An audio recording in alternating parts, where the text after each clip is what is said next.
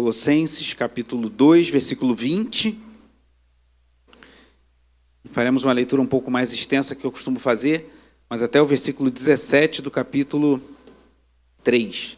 Então, Colossenses 2, 20, até o versículo 17 do capítulo 3. Aí vamos fazer uma leitura responsiva. Leio os versículos ímpares, os versículos pares, que eu vou começar a leitura, e os irmãos leiam os ímpares até o versículo 17 do capítulo 3. Amém? Amém, irmãos? Colossenses 2, 20 até o 3, 17. Diz assim a palavra do nosso bom Deus: se vocês morreram com Cristo para os rudimentos do mundo, por que se sujeitam a regras, como se ainda vivessem no mundo?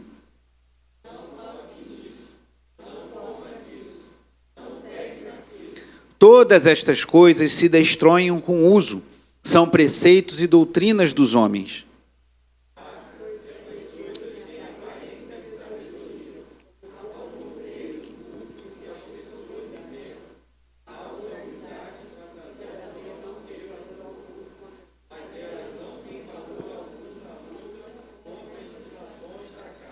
Portanto, se vocês foram ressuscitados juntamente com Cristo, busquem as coisas lá do alto, onde Cristo vive, assentado à direita de Deus.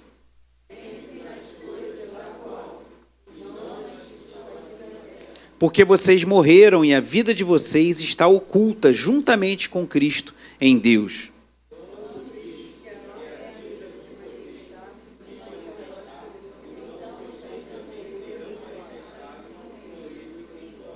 Portanto, façam morrer tudo o que pertence à natureza terrena: imoralidade sexual, impureza, paixões, maus desejos e avareza, que é a idolatria.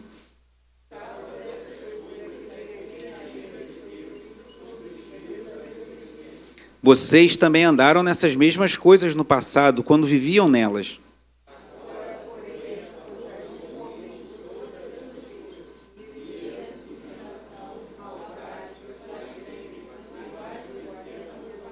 Não mintam uns aos outros, uma vez que vocês se despiram da velha natureza com as suas práticas.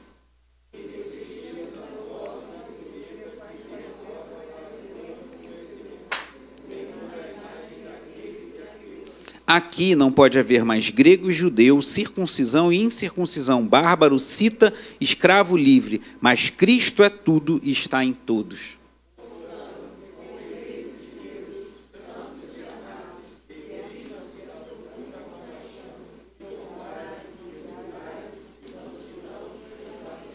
Suportem-se uns aos outros e perdoem-se mutuamente, caso alguém tenha motivo... Eu pulei? Não. Não está certo. Caso alguém tenha motivo de queixa contra outra pessoa. Assim como o Senhor perdoou vocês, também perdoem uns aos outros.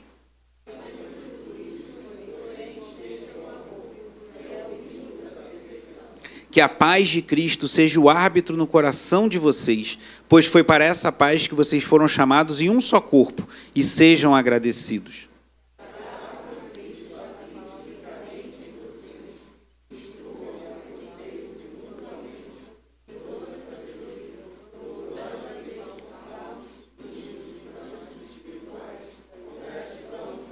Continue.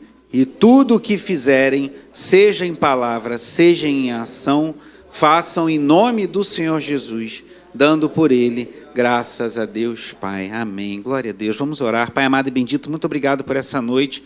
Como é bom nos reunirmos como igreja, revermos irmãos amados e queridos. Te agradeço por esse final de semana de tanto trabalho, de tanto empenho, de tantos irmãos e irmãs aqui, e pelas sementinhas lançadas no coração das crianças nessa escola bíblica de férias. Também pelo culto da manhã te dou graças e peço a Ti que nos abençoe nesse momento, que Teu Espírito Santo fale poderosamente aos nossos corações e nos prepare para participar da ceia do Senhor, e não só hoje, mas a cada dia vivermos para a glória do Teu nome. Perdoa os nossos pecados, como bem dizia o diácono Marcos na ministração dos louvores, somos pecadores e carecemos do Senhor, mas por Tua graça sem fim, o Senhor nos alcançou, o Senhor nos amou, e estamos aqui para Te adorar. Fala aos nossos corações, Espírito de Deus, fala com poder e glória nessa noite, em nome de Jesus. Amém. Os irmãos podem sentar.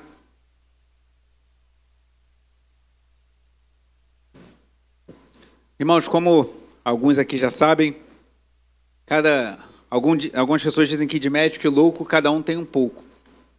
Eu, como acho que não tem nada de médico, só sobrou outra parte, né? Então, eu tive algumas manias, uma delas é de acompanhar a linha de ônibus. E, salvo engano, ontem, tenho quase certeza que foi ontem, iniciou uma nova linha de ônibus aqui, não sei se observaram, o Bruno já sabe, o que ele já falou para mim, o 54. Não passa no Gardênia, é um caminho meio louco. Eu sei que ele passa aqui, eu já vi que ele passa no Pichincha, passa na Taquara, na Curicica, na Freguesia, mas ainda não entendi muito bem o caminho dessa nova linha de ônibus. Se você souber, depois você me conta. O Bruno já deve estar antenado aqui. Está dizendo que dá mais volta que o 636 no auge dele, então deve dar muita volta mesmo, que o 636 dava volta ao mundo. Só faltou passar no Gardênia, como disse a Cris. Mas eu ainda não sei os detalhes, não, mas sei que é uma nova linha de ônibus que você, se não viu ainda, mesmo que você não seja curioso como eu, uma hora você vai ver um ônibus amarelão, grandão, novinho, escrito 54 Anil, ou indo para lá, 54 Centro Olímpico, Centro Olímpico. Mas por que eu estou falando isso? Digamos que você amanhã queira se aventurar a pegar o 54. E aí, se você me perguntar onde ele passa, eu não sei direito. Eu li isso ali no letreiro do ônibus. Tamanha curiosidade, como eu falei, de médico e louco, quem não tem nada de médico. Mas eu li lá no letreiro que ele passa no Pichincha, passa na Taquara, passa acho que na Preguiça, lá na Curicica, e vai lá para o lado do Rio Centro. Mas, eu não saber, você, tudo bem. Mas imagina se você está amanhã aqui no ponto de ônibus, aqui em frente ao Oromil, você faz sinal para o 54, e você entra no ônibus e fala com o motorista: bom dia, motorista, tudo bem? Tudo. Onde é que esse ônibus passa? E o motorista vira para você e fala assim: eu não sei. Mas como é que você não sabe? Não, não sei. Eu não sei, que eu sou passageiro, esse ônibus começou a rodar agora, tem 2 dias, mas como é que você é o motorista? Não sei. Não sei, eu estou dirigindo, mas eu não sei para onde não. Você acha que isso faz algum sentido? Por quê? Porque é esperado que o motorista de ônibus tenha algumas habilidades. É esperado que o motorista saiba dirigir, que ele tenha uma boa visibilidade, que ele saiba pilotar, que não deve ser muito fácil, embora esses ônibus novos são mais tecnológicos, mas é uma responsabilidade dirigir um bichão daquele tamanho. Então, é esperado que o motorista de ônibus tenha algumas habilidades, e entre elas, saber o caminho, né? Então, se tu entra no ônibus e o motorista não sabe para onde vai, isso não faz o menor sentido. Mas o motivo de eu estar falando isso essa noite não é para falar de ônibus. Se você quiser conversar, eu vou ter muita alegria em falar contigo de ônibus. Depois do culto a gente conversa, né? Cada doido com a sua doidice, mas o propósito aqui não é falar do 54, nem de qualquer linha de ônibus, nem da nobre e difícil profissão de ser um motorista de ônibus no Rio de Janeiro. Realmente deveria ser uma profissão muito valorizada, que dirigir no trânsito do Rio de Janeiro é muito desafiador. Temos irmãos aqui que fazem Uber, que Deus guarde e proteja, e motorista de ônibus não é fácil também. Mas o que eu quero chamar a atenção é que é esperado que alguém que dirija um ônibus coletivo tenha algumas habilidades e saiba para onde o ônibus está indo. Como é esperado outras habilidades de outras pessoas. Tivemos pessoas ontem aqui conduzindo a nossa escola bíblica de férias, jovens, adolescentes, irmãos já não tão jovens assim, e com muita habilidade para lidar com crianças. Isso alegra muito o nosso coração. É esperado que pessoas que trabalhem com crianças tenham jeito com crianças. E o que isso tem a ver com o texto que nós lemos?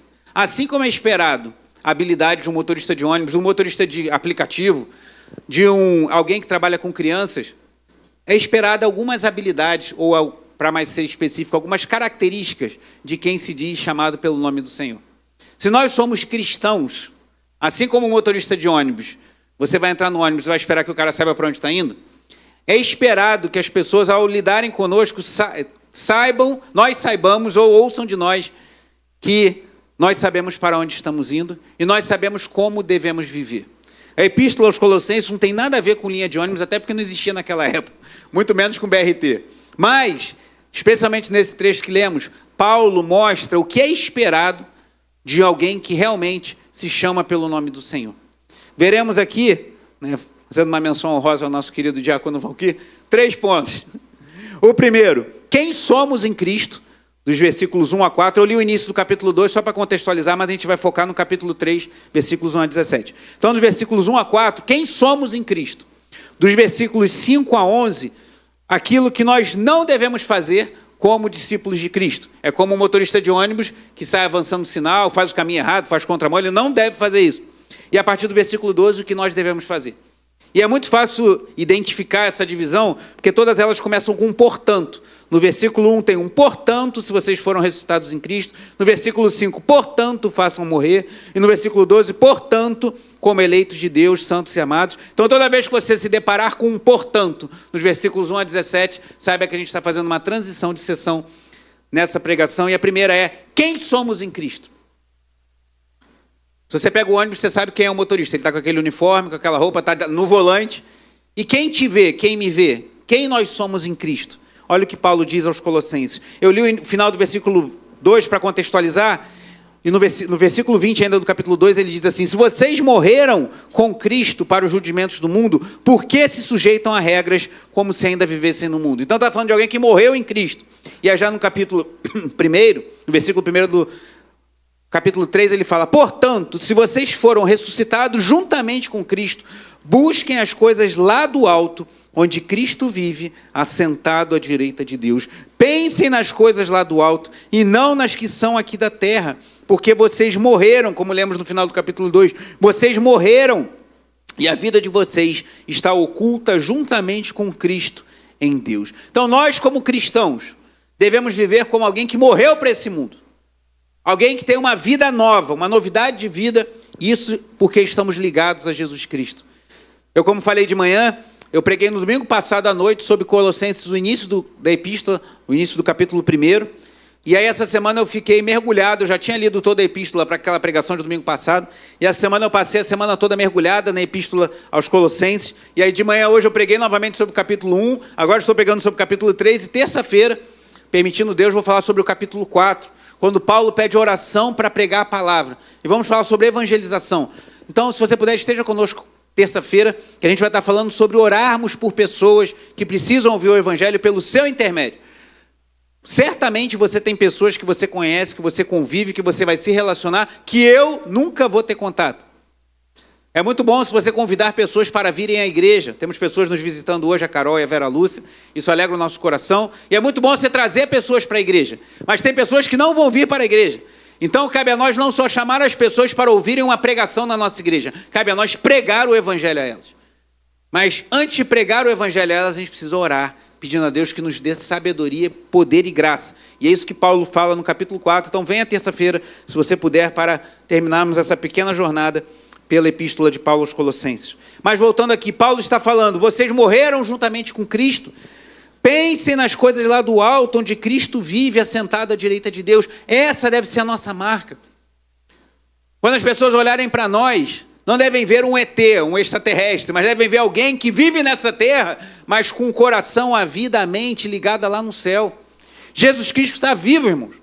A gente vai se acostumando com o dia a dia da igreja, com o dia a dia da fé, e às vezes a gente perde de vista isso, que o Senhor está vivo, está sentado à destra do Pai agora. Ele intercede por nós junto ao Pai agora.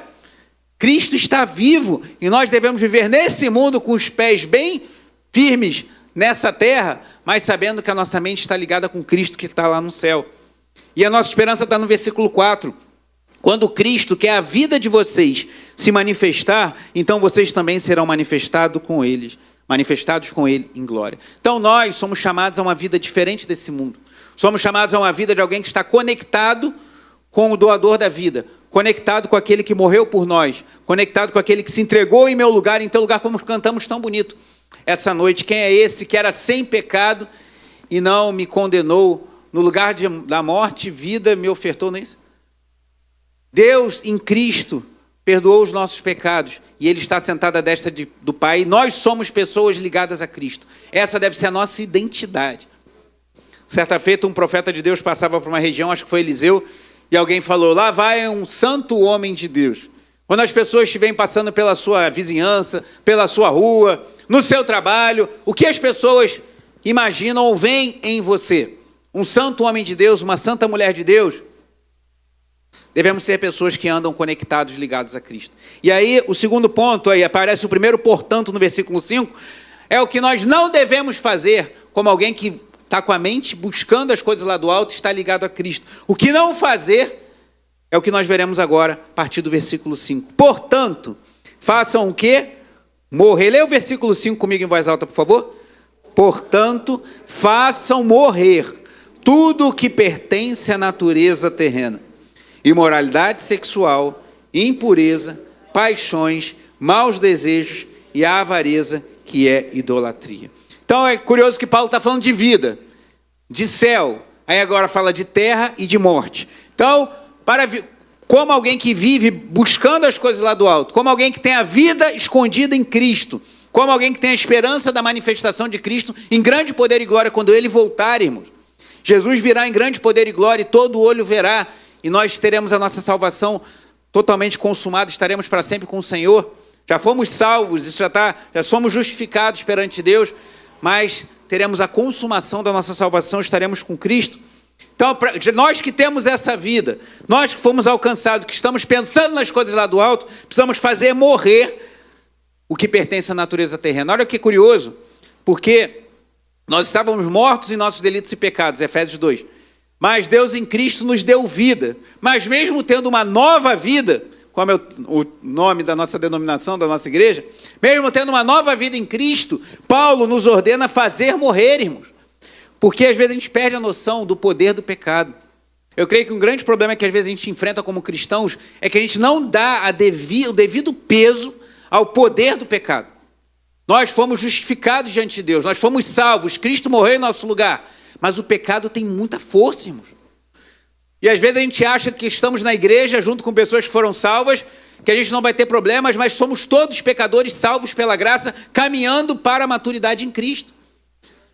Se você tem um filho cristão, uma esposa cristã, um marido cristão, ore para que eles sejam mais firmes do Senhor, mas teremos problema porque o pecado tem muita força, irmãos. Não menospreze o poder que há em nós para o mal. Então você precisa fazer morrer. Paulo podia falar, dá muita ideia, não, cuidado para você não cair em pecado, mas ele fala, façam morrer o que não fazemos como cristãos, vivermos na imoralidade sexual, na impureza, nas paixões, maus desejos e avariza. Então, alguns exemplos que Paulo dá, e normalmente Paulo começa essas listas falando de moralidade sexual. Porque se tem uma coisa que tem muito poder, muita força, é o pecado. E se tem alguma coisa que empurra muito os seres humanos para o pecado, é a imoralidade sexual. Ainda mais numa cultura imoral como a nossa. Numa cultura erotizada. Eu conversava com um irmão esses dias, e como é triste, irmãos, ver essa juventude. Eu conversava com esse irmão, que tem uma idade próxima à minha, e a gente falava da nossa juventude. Como a gente fez besteira, como eu tive uma juventude promíscua e ele também. Mas as coisas hoje são muito piores. E ele falava para mim, como aquelas coisas que eu vivi no passado foram ruins para a minha vida, como ter vivido uma vida promíscua na minha juventude sem Cristo, afetou a minha vida adulta. E a gente conversava, imagina essa juventude hoje.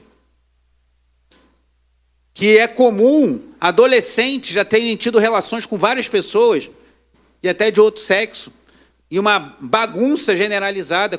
E eu falava com esse irmão, como é que vai estar a cabeça dessa geração daqui a 20 anos? Que a gente conversava como dois homens maduros, vividos, que viveram no mundão e foram alcançados por Cristo, e a gente conversava abertamente como as experiências que tivemos promíscuas no mundo, na nossa juventude, afetaram a nossa vida adulta. Agora essa juventude está muito pior do que a nossa época. E como estará a cabeça desses jovens daqui a 20 anos? Se você é pai de uma criança ou de um adolescente, preocupe-se com isso. E ore pelos seus filhos. Não dê descanso aos seus olhos. Clame a Deus que guarde a mente e o coração dos seus filhos, que a gente vive numa sociedade muito corrompida. E o sexo tem um poder muito grande, irmãos, de desviar pessoas do foco. Então, cuidado. Ah, mas não existia imoralidade Eu fui adolescente na década de 90. Existia muita. Ou na década de 50, de 60, que alguns aqui foram jovens e adolescentes, existia muita. Só que existia uma moralidade na cultura que tratava a imoralidade sexual como algo ruim. Tinha de tudo. Tinha homossexualismo, tinha adultério, tinha traição, tinham mulheres que traíam o marido com vários homens, tinham homens que traíam a mulher com vários... Tudo isso já acontecia, não há novidade nisso. Mas a cultura tratava isso como algo marginal, como algo errado, porque havia algum princípio cristão na cultura. Hoje em dia, isso é tratado como normal. Os nossos jovens estão entregues a isso, a imoralidade sexual, a impureza, a paixões, maus desejos, a idolatria. E o que será dessa geração, irmãos? O que será dos nossos filhos, dos amigos dos nossos filhos? Precisamos orar por isso. Por quê? O versículo 6 responde, qual é o problema disso? há um problema muito grave que Paulo nos revela no versículo 6. Leia em voz alta comigo. Por causa destas coisas é que vem a ira de Deus sobre os filhos da desobediência. Meu irmão, muitas pessoas têm medo do diabo. E o diabo, ele apronta as suas. O diabo, ele faz muita coisa ruim, ele oprime as pessoas, ele faz muito mal ao ser humano. Muita gente tem medo do governo. E o governo, o mau governo, disse João Calvino, que quando Deus quer julgar um povo iníquo, ele coloca maus governantes. E eu tenho, por isso, a clara conclusão que o nosso país é um país muito iníquo. Que nós estamos permeados de governantes que também não são muito diferentes do seu povo. Mas, irmãos, mais do que temer ao Estado, uma força policial, mais do que temer ao diabo, precisamos temer a Deus, irmãos. Porque coisa terrível é cair na mão do Deus vivo. E o Paulo fala que o problema disso tudo, de você, ao invés de pensar nas coisas lá do alto, você ser escravo das coisas da terra e não fazer a sua natureza morrer, é que a ira de Deus virá sobre você. Isso é o que é de mais assustador, irmãos. O Deus Todo-Poderoso, irado conosco. O reverendo Augusto de Nicodemos tem um livro, tem aquela passagem de Romanos muito bonita, né? Se Deus é por nós, quem será contra nós? Mas o reverendo Augusto de Nicodemos tem um livro que o título é o seguinte: e se Deus for contra nós? Meu irmão, não tem pior pessoa para você se indispor do que o próprio Deus Todo-Poderoso. E se Deus for contra nós? É o título do livro do Augusto de Nicodemos. Então, essas coisas atraem a ira de Deus. E por isso que, como filhos de Deus que pensam lá no alto, estão com a vida conectada com Cristo, nós não podemos viver na imoralidade sexual, na impureza, nas paixões, dos maus desejos e avareza. E é uma coisa muito forte, irmãos, que o pecado vai tentar te atrair. Aqui ele não fala, mas um pecado frequente é o da língua. A gente fala o que devia, às vezes não fala o que devia.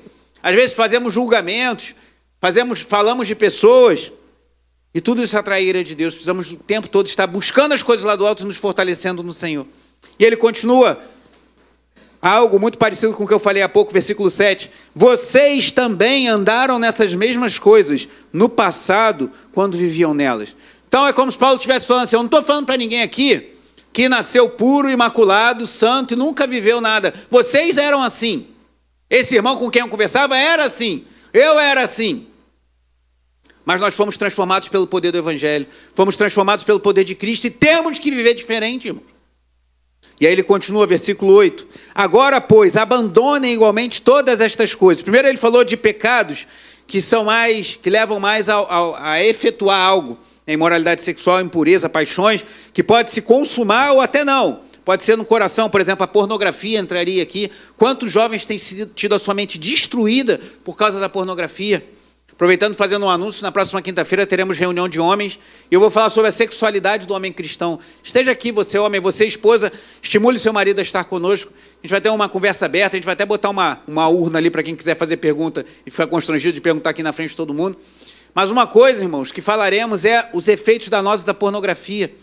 Muitos homens têm problemas ao ter relação sexual dentro de um casamento estável, em amor, porque a pornografia destruiu a sua mente. Isso afetou a sua sexualidade. Isso não é incomum. Então, há muito dano em tudo que vimos aqui. Paulo continua a sua lista de pecados que atraem a ira de Deus no versículo 8, quando fala: agora abandonem igualmente todas essas coisas: ira, indignação, maldade, blasfêmia. E esse último aí é muito importante a gente observar: linguagem obscena no falar. Irmãos, cristão não brinca de piada de duplo sentido. Cristão pode conversar abertamente sobre sexualidade, como faremos com os homens na quinta-feira, como faremos com os casais na outra semana. Na sexta-feira, já está chegando dia 7 de agosto, teremos aqui o médico, o Dr. Tércio Ribas, que palestra para casais há muitos anos.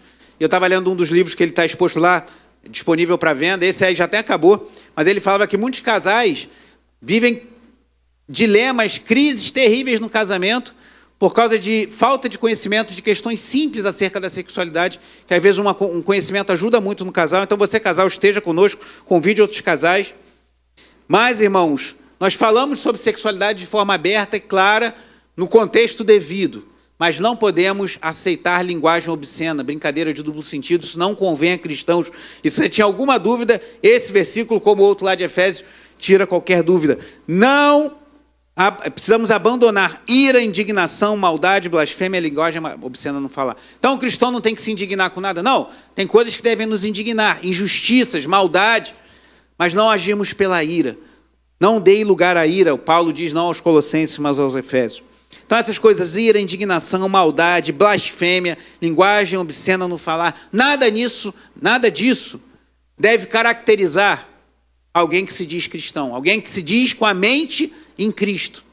Assim como o motorista de ônibus precisa saber para onde ele está indo, nós cristãos precisamos nos abster de todas essas coisas. E aí eu queria jogar mais uma coisa para a sua reflexão. O que você tem assistido na Netflix, ou no YouTube, ou na televisão? Porque muita gente fala, eu não faço brincadeira de duplo sentido, eu não falo coisa imoral, eu não faço brincadeira obscena, mas assiste tudo isso e acha que é normal. Cuidado. Uma vez, eu lembro, há muitos anos atrás, nós já éramos casados, eu e Tatiana, e a gente foi assistir uma série, a gente não passou do segundo episódio, irmãos. Começou a ter cenas de sexo praticamente explícito, e eu já casado com ela, no início do segundo episódio eu desliguei e falei, a gente não vai assistir mais essa porcaria. Eu estava assistindo com a minha família, com a minha esposa, ainda não tínhamos filhos, já éramos casados, mas eu falei, não quero esse tipo de porcaria dentro da minha casa. Não aceito isso, porque isso é imoral. E o bispo Walter falava que há muitos anos atrás, quer dizer, há um tempo atrás ele falava que assistiu um filme, alguma coisa que ele assistiu há muitos anos atrás, e ele ficou escandalizado. Ele falou, como é que eu, sendo cristão, assistia isso e achava normal? Isso é um absurdo. Às vezes, irmãos, a gente vai naturalizando as coisas, mas é só uma série, é só um filme, é só um vídeo, cuidado. Porque Paulo fala, abandonem essas coisas. Cuidado com não tem nada a ver. É a palavrinha que permeia muito a igreja evangélica, mas não tem nada a ver, cuidado com isso. E ele continua no versículo 9, outra coisa que não pode estar presente na vida de um cristão, versículo 9, não mintam uns aos outros. Nós somos da verdade. O que Jesus falou? Seja o seu sim, sim, o seu não, não. O que passar disso procede do maligno. Se tiver que ficar dando volta, enrolando, não fala nada. É melhor se calar do que ficar tentando, às vezes, criar uma situação, ou pior, mentir. Nós não somos da mentira. O pai da mentira é o diabo. Nós somos da verdade, somos de Cristo. Então não é para você ser também, por outro extremo, super sincero. Já falei isso aqui na igreja, né? Aquela pessoa que fala o que vem na cabeça. Isso não demonstra a sabedoria do Senhor. O cristão não pode falar o que deu na cabeça, mas eu não falo mentira. Então eu falo só a verdade. Tem hora que você não tem que falar nada. Fica quieto. Tem hora que a sabedoria não... O pecado está em mentir, mas também há pecado quando a gente fala demais e fere pessoas gratuitamente. Cuidado com isso. Provérbios diz que leais são as feridas feitas pelo que ama. Quando você fala algo para abençoar a vida de alguém em amor, uma crítica construtiva, a Bíblia diz que é leal essa ferida. Você pode até ferir uma pessoa para ajudá-la. Leais são as feridas feitas pelo que ama. Mas os beijos do que engana são enganosos. Alguma coisa assim. Ou seja, aquela pessoa que fala as coisas para te ganhar, fica elogiando, cuidado com isso. Mas não use os seus lábios para falar mentira, mas também para não falar a verdade que vier na telha, que você pode ferir pessoas. Isso não agrada ao Senhor. Mas ele continua, versículo 9, não mintam uns aos outros, uma vez que vocês se despiram da velha natureza com as suas práticas. Essa imagem de Paulo é muito forte. Se despiram, ele usa como se fosse uma roupa. Quando você tivesse chegado no evangelho e trocado de roupa, você tirou aquela roupa velha, suja, marcada pela mentira, pela imoralidade, pela ira, pela indignação, tu tirou isso tudo e vestiu uma nova roupa em Cristo Jesus. E ele diz no versículo 10 exatamente isso, e se revestiram da nova natureza, que se renova para o pleno conhecimento, segundo a imagem daquele que a criou. E ele diz mais, aqui não pode haver mais grego e judeu, circuncisão e incircuncisão, bárbaro, cita, escravo, livre, mas Cristo é tudo, está em todos. Então isso se aplica a todo cristão. E em Cristo não há divisão. Judeu, grego, circunciso, que eram judeus, incircunciso, bárbaro, cita, escravo, livre. Todos estamos em Cristo e todos somos chamados a buscar as coisas lá do alto, a ter a mente focada em Cristo, a saber que a nossa vida está escondida lá e a guardar os nossos lábios, guardar o nosso coração, guardar os nossos olhos. Um exercício que eu sugiro que você faça. O que você na sua vida nunca aceitaria que eu soubesse, como pastor da igreja? Um pastor não pode saber que eu fiz isso. O pastor não pode saber que eu falei isso. O pastor não sabe saber que eu tomei tal atitude. Se isso passa pela sua cabeça em algum momento, provavelmente eu nunca vou saber mesmo, e graças a Deus eu prefiro até não saber. Mas cuidado. Porque eu, como pastor, irmãos, eu não sei de muita coisa. E não tem como saber, meu papel não é ser fiscal da vida de ninguém. Claro que tem coisas, alguém disse, quando o pecado é público, tem que ser tratado publicamente. Tem pessoas que cometem pecados públicos e deixam isso bem explícito, e aí tem que ser tratado. Mas a gente não tem como ser fiscal, nem é nosso papel ficar fiscalizando a vida de ninguém. Mas se isso passar pela sua cabeça, saiba que é alguém muito mais importante, muito mais poderoso, e que sabe todas as coisas, que é o Senhor. Então, se o pastor não souber, isso não vai mudar muita coisa, mas Deus sabe. Então, se há algo na sua vida, claro, não estou falando de intimidade, de coisas que convém ao homem e à mulher, o casado, ou coisas da sua vida pessoal, não é isso que eu estou falando. Mas tem alguma coisa que você pensa, o pastor, ou o irmão da igreja, ou o diácono, ou o líder do ministério, não pode saber que ele vai brigar comigo? Pense que muito mais importante é o próprio Deus. E se isso desagrada alguém que você tem alguma estima ou consideração em Cristo, imagine ao próprio Senhor. É um bom exercício para você fazer. Tem alguma coisa na minha vida que eu não quero que ninguém saiba na igreja? Deus sabe. Dele ninguém esconde nada. Mas, como eu disse, como é que começa o versículo 12 aí? O que está aí? Então, se encontramos um portanto, encontramos uma nova sessão, a terceira e última dessa mensagem. Paulo mostrou quem somos em Cristo, versículos 1 a 4. Aí aparece um portanto no versículo 5, o que como cristãos não devemos fazer. E aí chegamos à terceira e última parte. Então, o que eu devo fazer? Se você estivesse dialogando com o apóstolo Paulo, ele estivesse falando isso, então, de repente, você falaria, tudo bem, Paulo, não devo mentir, não devo ter linguagem obscena no falar, não devo mirar, não devo ceder à imoralidade sexual, à impureza, tenho que fazer morrer a minha natureza terrena. Beleza, vi todo o lado negativo da coisa. Mas o que eu tenho para fazer de efetivo? Isso é o que eu não devo fazer. O que eu devo fazer? Ele responde a partir do versículo 12. Portanto, como eleitos de Deus, santos e amados, revistam-se de quê? Profunda compaixão, de bondade, de humildade, de mansidão, de paciência. Só esse versículo já dá muito pano para manga. Já dá muita coisa para a gente refletir. Então devemos ser marcados não pela imoralidade, não pela mentira, não pela obscenidade, não pela ira, pela indignação, pela blasfêmia, mas devemos ser marcados por profunda compaixão, por bondade, humildade, mansidão e paciência. Isso que deve nos caracterizar como homens e mulheres cuja vida está escondida em Cristo e cuja mente busca as coisas que são lá do alto, onde Cristo está sentado à destra do Pai. Mas ele continua, versículo 13. Aí o negócio fica mais difícil. Que ele fala, suportem-se uns aos outros e perdoem-se mutuamente. Suportar aqui não é que você igual falar, eu suporto, não suporto fulano. Não é nesse sentido, é de você dar suporte. Mas também você suportar algumas coisas que você preferia não ter que suportar. Isso aqui, irmãos, é o que Deus espera para a sua igreja, para nós. Nós vivemos uma vida diferente. Enquanto no mundo o pessoal briga por qualquer coisa sai uma briga, sai uma confusão, na igreja nós devemos perdoar uns aos outros, nós devemos dar suporte um ao outro. E como eu sempre digo, o perdão não significa você achar que o que o outro fez não tem problema, você ignorar, jogar a poeira para baixo do tapete. Não, reconhecemos que às vezes sofremos injustiças. Pessoas falam coisas que não devem, pessoas têm atitudes conosco que não são legais. Mas qual é o nosso papel? Fazer a mesma coisa que Cristo faz conosco, que Deus em Cristo faz conosco, perdoar uns aos outros.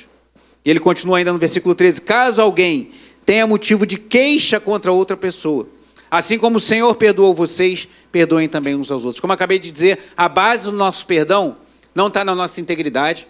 Mas como é que fulano fez isso comigo? Eu sou uma pessoa tão boa, eu sou alguém que não tem falha. Não é isso, que todos nós somos falhos. Nem está em diminuir a gravidade da ofensa do outro. Ah, mas não foi nada demais não. Até uma dica, não para quando alguém fizer alguma coisa contra você, mas quando você estiver conversando com alguém que está chateado porque alguém fez alguma coisa com essa pessoa. Cuidado com essa fala, não fale isso. Ah, mas isso é besteira. Porque às vezes a pessoa se sente muito ofendida, porque para ela é uma coisa que foi muito grave e para você faz pouco. Talvez seja besteira para você, mas para aquela pessoa não é. Ou não, se fosse com você, de repente você não acharia besteira. Então cuidado, não trate de qualquer jeito. Ah, você está muito sensível, você está esquentando a cabeça com qualquer coisa, não esquenta a cabeça com isso não. Às vezes pode até ser excesso de sensibilidade, um pouco de fragilidade, até de imaturidade, mas aí você, em amor, exorta aquela pessoa, irmão, não se importa com isso não, vamos crescer, amadurecer, mas cuidado para não diminuir uma ofensa que por vezes é grave. Então, quando a gente fala de perdoar, não significa anular a ofensa como se não tivesse nada aí, nada a ver. Porque ele fala, o Senhor perdoou vocês, perdoem uns aos outros. Como Deus nos perdoou? Deus não falou que a nossa ofensa não tinha problema. Não tem problema que você fez, não tem problema sim. O nosso pecado ofende a santidade de Deus. Às vezes as pessoas fazem coisas com a gente que tem problema sim. A gente precisa dar nome aos bois. A gente precisa falar as coisas como elas são. Mas mesmo tendo problema, eu vou perdoar de coração e vou pedir ajuda do Espírito Santo para isso. Por quê? Porque o que eu fiz diante de Deus também tem muito problema. E Deus em Cristo me perdoou e me amou. Essa é a base do perdão. Não diminuir a ofensa, não superestimar o nosso valor, mas colocar o perdão à luz da obra de Deus, da obra de Cristo na cruz em nosso lugar. E para isso tudo acontecer, irmãos, é fundamental que está no versículo 14. Acima de tudo isto, porém, esteja o amor, que é o vínculo da perfeição. Paulo coloca que para que tudo isso funcione, para que sejamos pessoas cuja mente busca as coisas do alto, cuja vida está escondida em Cristo, que não vivem como quem não está ligado a Cristo, mas vivem em perdão e misericórdia, suportando com humildade, com mansidão. A gente precisa de um elo, a gente precisa de uma amálgama, alguma coisa que deliga isso. E é o amor, irmãos. O amor que há somente em Jesus, nosso Senhor. E no versículo 15 ele continua, que a paz de Cristo seja o árbitro no coração de vocês, pois foi para essa paz que vocês foram chamados em um só corpo. O cristão precisa ter paz, irmãos. Um sintoma de que as coisas não estão legais é quando a nossa alma fica agitada. Ore ao Senhor, peça ao Senhor, traz paz de novo, que a paz seja o árbitro e que eu tenha um coração grato, pois ele diz, e sejam agradecidos. E no versículo 16 ele diz, que a palavra de Cristo habite ricamente em vocês, instruam e aconselhem-se mutuamente em toda a sabedoria, louvando a Deus com salmos, hinos e cânticos espirituais, com gratidão no coração. Só esse versículo já daria uma outra pregação. Então, minha mente não deve ser cativa da imoralidade sexual. Eu não devo me entregar à maledicência, à linguagem obscena no falar, a nada disso. O que deve habitar na minha mente e no meu coração? A palavra de Cristo. E por isso temos que ler a palavra de Deus, temos que orar a palavra de Deus, temos que ouvir a palavra de Deus, temos que cantar a palavra de Deus. Pois ele diz, a palavra de Cristo habite ricamente em vocês, instruam e aconselhem-se mutuamente, ou seja, um ao outro, em toda a sabedoria. Então essa palavra tem que habitar não só no pastor, no diácono, no líder de ministério, ou na pessoa que faz aconselhamento na igreja, seja o pastor, um líder, ou um irmão, ou uma irmã madura em Cristo. Mas em cada cristão, em cada um de vocês, habite a palavra de Deus. Para quê? Para você instruir uns aos outros, aconselhar uns aos outros com sabedoria, louvando a Deus com salmos, hinos e cânticos espirituais, com gratidão, com coração grato diante do Senhor. E ele termina, e tudo o que fizerem, seja em palavra, seja em ação, façam em nome do Senhor Jesus, dando por ele graças a Deus, Pai. Esse é o chamado para nós, filhos de Deus. É um chamado alto, é um padrão elevado. Como diz Diácono Valquer, o sarrafo é alto, né? É muito alto. E para alcançarmos isso, precisamos depender do Senhor dia após dia. Estar aos pés da cruz dia após dia. Orar ao Senhor dia após dia. Sermos cheios do Espírito Santo dia após dia. A palavra de Deus habitar em nós dia após dia. E no momento que vier aquela ira, aquela vontade de dar uma resposta, você vai lembrar, eu preciso ser manso, preciso ser humilde, preciso ter longanimidade, preciso ter paciência. Na hora que vier, como conversava com o irmão esses dias sobre nosso passado imoral e promíscuo, e eu era uma pessoa que fazia muita brincadeira de duplo sentido, muito, irmãos. Era aquela que brincava com tudo, zoava com tudo, e era muito inconveniente por vezes. Hoje eu enxergo assim claramente. Mais jovem, no mundo, né? Esperar o quê? Mas eu me alegrei, logo que eu me converti, eu acho que já estava na igreja da freguesia, um dia que alguém falou alguma coisa, uma brincadeira de duplo sentido, eu não entendi.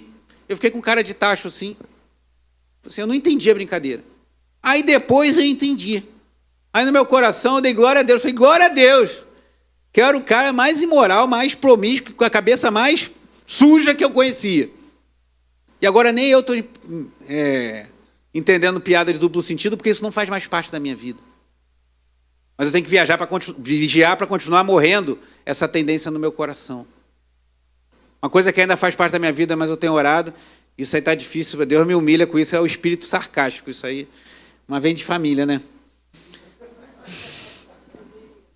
Meu Deus. Pelo menos como eu tenho uma pecadora às vezes junto comigo, que também tem a mesma alma, aí fica um pecador brincando com outro pecador e morre ali, mas isso aí Deus ainda não me curou completamente, eu tenho que segurar a língua, segurar a tendência ácida do meu coração, o sarcasmo que ainda habita, que habitou no meu pai, na minha mãe, no meu irmão e habita em mim, mas um dia eu estarei livre dessa tendência sarcástica, mas pelo menos o texto não fala disso, mas eu me controlo. Mas imoralidade sexual, linguagem obscena, isso era padrão na minha cabeça. Quando eu me dei conta que isso não fazia mais da minha parte da minha vida, eu dei glória a Deus. Porque nós devemos viver uma vida diferente. Esse é o chamado de... Vou falar sobre isso, mas fica uma sugestão. Às vezes nós não estamos fazendo esse ano um plano de leitura bíblica. E às vezes as pessoas falam, tudo bem, eu tenho que ler a Bíblia, mas não sei qual texto ler. Leia os textos das pregações. Por acaso, domingo passado à noite, hoje, agora à noite, eu estou pregando sobre Colossenses. Leia a Epístola de Paulo aos Colossenses. E aí, se você quiser ler, na sequência, olha que curioso, Paulo fala quem somos em Cristo, o que nós não devemos fazer, o que nós devemos fazer, e ele fala de um dos pontos mais sensíveis da vida de um cristão. Ele fala sobre relacionamentos. Esposas, maridos, filhos, pais, servos. Porque se tem uma área em que nós somos mais tentados a fazer aflorar a velha criatura, é nos nossos relacionamentos. Seja o relacionamento conjugal, seja o relacionamento com os filhos, seja o relacionamento profissional, pois ele fala de servos, seja o relacionamento na igreja. É nesse lugar, especialmente, que devemos manifestar o caráter de Cristo. Humildade, mansidão, longanimidade, bondade, profunda compaixão. E temos a palavra de Cristo habitando ricamente em nós. E gratidão a Deus. Uma vida grata ao nosso Deus. Voltando à ilustração do início. Você não vai esperar entrar na linha nova de ônibus que está passando aqui agora e o motorista não saber para onde está indo. Então que as pessoas, ao olharem para nós e nos reconhecerem como cristãos, elas sabem para onde a gente está indo. Eu sei para onde ele está indo. E sei que a vida, ele está com uniforme de motorista, ele está com roupa de motorista do 54. Ele está revestido de profunda compaixão, de bondade, de humildade, de misericórdia. Ele está vivendo uma vida que autentica que ele é um verdadeiro cristão, que ela é uma verdadeira cristã. É isso que Deus tem para mim, isso que Deus tem para você. Mas se ninguém vê, se eu não botar na rede social, não tem problema. Quem precisa ver, está vendo, que é o nosso próprio Senhor. Nós vamos participar da ceia do Senhor. E eu estava com muita expectativa quando eu estava já preparando essa mensagem durante a semana, desse momento da ceia, porque falamos de perdão, falamos de misericórdia, falamos de graça, falamos de perdoar uns aos outros, falamos de viver uma vida que glorifique ao Senhor. E eu espero em Deus que o Espírito Santo nos incomode, nos constrange a nos arrepender daquilo que fazemos que não deveríamos fazer. Pois como lemos aqui, há um estilo de vida, há um chamado para cada cristão viver de forma que glorifique o nome do Senhor. E a buscarmos essa novidade de vida, essa vida que o Senhor nos chamou para viver, para a honra e glória do seu nome. Feche seus olhos, curve sua cabeça, faça a sua oração.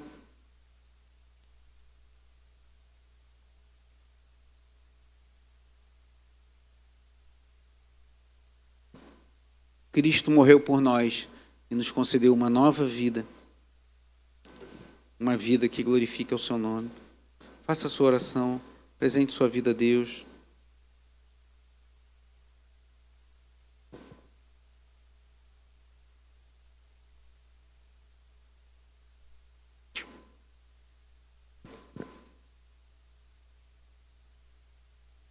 Aqui aos Colossenses. Apenas ouça, não precisa ler. Enquanto você está refletindo, Paulo diz no capítulo 1 sobre Jesus: Ele nos libertou do poder das trevas e nos transportou para o reino do seu Filho amado, em quem temos a redenção, a remissão dos pecados. Ele, falando de Cristo, é a imagem do Deus invisível, o primogênito de toda a criação, pois nele foram criadas todas as coisas, nos céus e sobre a terra, as visíveis e as invisíveis, sejam tronos, sejam soberanias, quer principados, quer potestades. Tudo foi criado por meio dele e para ele. Ele antes de todas as coisas, nele tudo subsiste. Ele é a cabeça do corpo, que é a igreja. Ele é o princípio, o primogênito dentre os mortos, para ter a primazia em todas as coisas, porque Deus achou por bem que nele residisse toda a plenitude, e que, havendo feito a paz pelo sangue da sua cruz, por meio dele, reconciliasse consigo mesmo todas as coisas, quer sobre a terra, quer nos céus. E vocês, que no passado eram estranhos e inimigos do entendimento, pelas obras más que praticavam, agora, porém, ele os reconciliou no corpo da sua carne, mediante a sua morte, para apresentá-lo diante deles, santos, inculpáveis e irrepreensíveis, se é que vocês permanecem na fé, alicerçados e firmes, não se deixando afastar da esperança do Evangelho. Escrevendo não aos Colossenses, mas aos Coríntios, Paulo fala: examine-se, pois, o homem a si mesmo, então coma do pão e beba do cálice. Quem deve participar da ceia do Senhor? A nossa igreja não limita a quem é membro da nossa igreja, mas indica que deve participar da ceia, que é o segundo sacramento, quem participou do primeiro. Então, você já passou pelas águas, mesmo não sendo membro da nossa igreja, tendo consciência, em idade adulta, tendo consciência do que você estava fazendo ali ao passar pelas águas, se arrependeu dos seus pecados, e mesmo não sendo membro da nossa igreja, você pode participar desse momento. Mas independente de você ter passado você tendo passado pelas águas, mesmo assim, independente de você ser membro da nossa igreja ou não, não participe de qualquer momento, de qualquer maneira. Pois Paulo diz: examine-se, pois, o homem a si mesmo, pois aquele que não discerne o corpo acaba atraindo o juízo de Deus para a sua vida. Então, não venha com pressa. A gente tem tempo. Faça o autoexame e participe de coração quebrantado. Você não se batizou, não participe hoje. Coloque no coração o desejo de passar pelas águas. Se você já se batizou, mas algo falou no seu coração, o Espírito Santo iluminou a sua mente. Eu não estou vivendo como cristão nessa área. Eu não estou vivendo como alguém cuja mente está buscando as coisas do alto. Não precisa marcar um gabinete. Pode marcar, mas não precisa marcar um gabinete e esperar a gente conversar para resolver isso. Peça perdão a Deus agora. Mas esteja decidido a mudar de vida. Que eu não vejo o seu coração, mas Deus vê. E aí participe com o coração grato. Se você precisa perdoar alguém e não está conseguindo, peça: Senhor, me ajuda. Pois como falamos na oração do Pai Nosso, que faremos daqui a pouco antes de participar da ceia, perdoa as nossas dívidas, assim como nós temos perdoado aos nossos devedores.